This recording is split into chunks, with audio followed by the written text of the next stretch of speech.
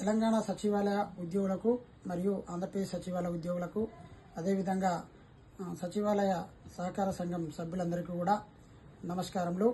నేను మీ రేండ్ల రాజేష్.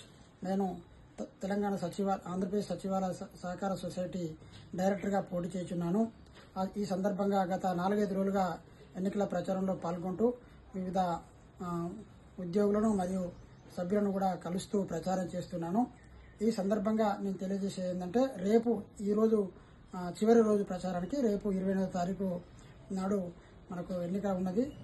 అయితే ఏమవుతుందంటే గత కొద్ది రోజులుగా తిరుగుతున్న సందర్భంలో ఎన్నికలకు సంబంధించి పోలింగ్ విధానం గురించి మన ఉద్యోగులకు మరియు సభ్యులందరికీ అవగాహన కల్పించే ప్రయత్నం చేస్తున్నాము. కానీ కొద్దిమంది అందుబాటులో ఉండకపోవడం వల్ల, కొద్దిమందికి సరిగా అర్థం కాకపోవడం వల్ల కొంత స్పష్టత అనేది లేదని చెప్పి, సభ్యులకు స్పష్టత లేదని చెప్పి నాకు అర్థమైంది. ఈ సందర్భంగా నేను పోలింగ్ విధానానికి సంబంధించి కొన్ని వివరాలు మీకు అందరికీ వివరించాలని చెప్పి కోరుకుంటున్నాను. ఇప్పుడు మొత్తం పోస్టులు 11 పోస్టులు ఉన్నాయి.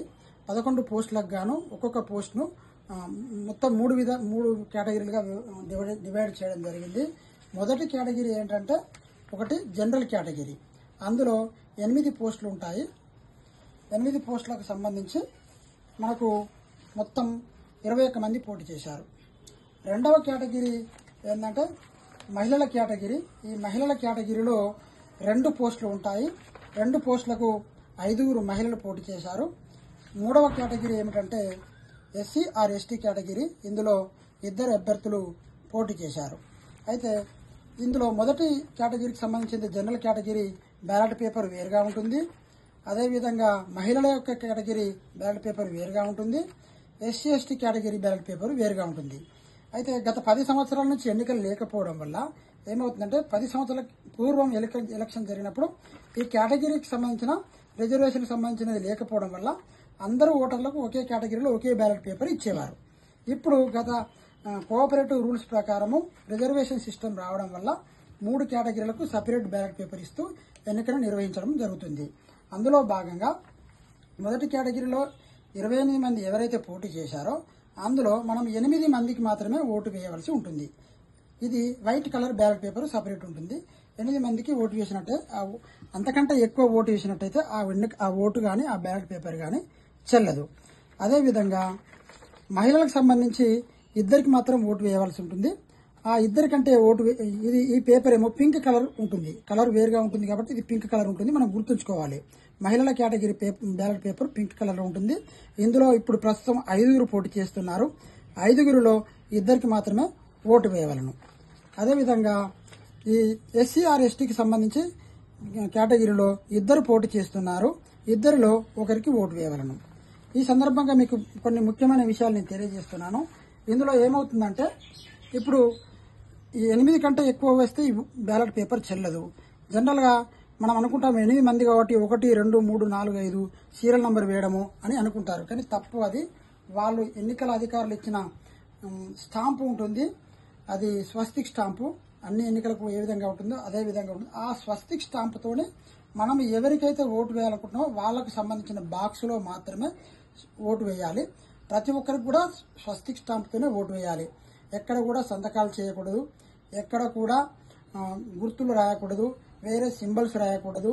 పేర్లు రాయకూడదు. అలా ఏది చేసినా కూడా ఆ బ్యాలెట్ పేపర్ కానీ అందులో వేసిన ఓట్లు కానీ చెల్లవు. దయచేసి మిత్రులు సభ్యులందరూ కూడా జాగ్రత్తగా గుర్తుంచుకోవాల్సి కోరుతున్నాము. మీరు ఎవరెవరికైతే వేయాలనుకుంటున్నారో మీ ప్రిఫరెన్స్ ను గుర్తుంచుకొని దాని ప్రకారం కౌంట్ చేసుకుంటాం. ముఖ్యంగా ఏంటంటే జనరల్ కేటగిరీలో ఎక్కువ మంది ఉండడము, అదేవిధంగా ఎక్కువ మందికి ఓటు వేయడం అవసరం ఉంది కాబట్టి మీరు ఓటు వేసే ముందే చాలా జాగ్రత్తగా గుర్తుంచుకొని అదేవిధంగా జాగ్రత్తగా కౌంట్ చేసుకుంటారు. ఎందుకంటే మనం వేయాల్సిన సంఖ్య పెరిగితే ఇబ్బంది అవుతుంది. దాన్ని దృష్టిలో పెట్టుకొని మీరు చేయాలని చెప్పి నేను రిక్వెస్ట్ చేస్తున్నాను. కౌంటింగ్ చేసే విధానం కూడా ఎలా ఉంటుందంటే ఇందులో ఎక్కువ మందికి అన్ని బ్యాలెట్ పేపర్లు కౌంట్ చేస్తారు. అందులో ఎక్కువ ఓట్లు వచ్చిన 8 మంది విజేతలు అవుతారు. అదేవిధంగా మహిళా కేటగిరీలో చూసినట్టయితే సేమ్ అలాగే గుర్తుంచుకోవాలి. 2 కంటే ఎక్కువ కూడా ఓటు వేయకూడదు. ఎవరికైతే 2కి ఓటు వస్తుందో వాళ్ళే ఇందులో విజేతలు అవుతారు. ఇది ఇంకా ఎస్సీ ఎస్టీ కేటగిరీలో 2 ఉన్నారు కాబట్టి ఎవరికైనా ఒకరికి ఓటు వేయాలి. ఎవరైనా ఒక్కరు మాత్రమే ఎక్కువ ఓట్లు వచ్చిన వాళ్ళు విజేతలు అవుతారు. దయచేసి మిత్రులందరూ కూడా తెలిసిన వాళ్ళు తెలియని వాళ్లకు అవగాహన కల్పించండి. అదేవిధంగా తెలియని వాళ్ళు ఎవరైనా ఉంటే తెలిసిన వాళ్ళని అడిగి తెలుసుకోండి. కానీ మాకు ఎలాగో తెలుసు అని చెప్పి పోలింగ్ బూత్లోకి వెళ్ళిన తర్వాత కన్ఫ్యూజ్ అయిపోయి వరుసగా ఇష్టం వచ్చినట్టు మనకు తెలిసి తెలియక స్టాంపులు వేసి రావడం వల్ల కొంచెం ఇబ్బంది అవుతుంది.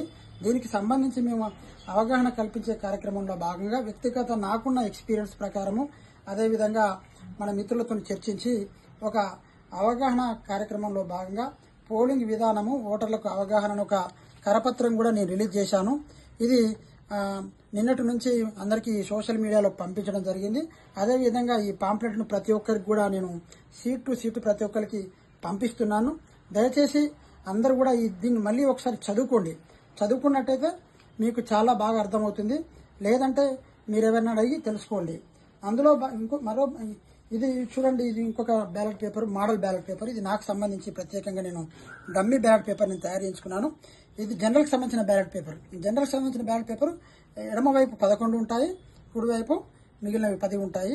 ఇందులో నాది 14వ నంబరు, బ్యాలెట్లో 14వ నంబరు నాది కుడివైపు ఉంటుంది.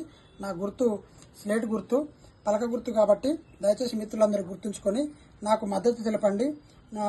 నాకు మద్దతు తెలుపుతూ నేను మద్దతు ఇచ్చిన మిత్రులకు, నాకు మద్దతు ఇచ్చిన మిత్రులందరికీ కూడా మద్దతు ఇస్తూ సచివాలయ సహకార సంఘం సొసైటీ ఎన్నికల్లో నన్ను గెలిపించాల్సిందిగా కోరుతున్నాను. అదేవిధంగా మంచి ఒక విలువైన మరియు సమర్థవంతమైన నాయకత్వాన్ని ఎన్నుకోవాలని చెప్పి 2 రాష్ట్రాల సొసైటీ ఉద్యోగులందరికీ నేను చేతులెత్తి నమస్కరిస్తున్నాను. ధన్యవాదాలు.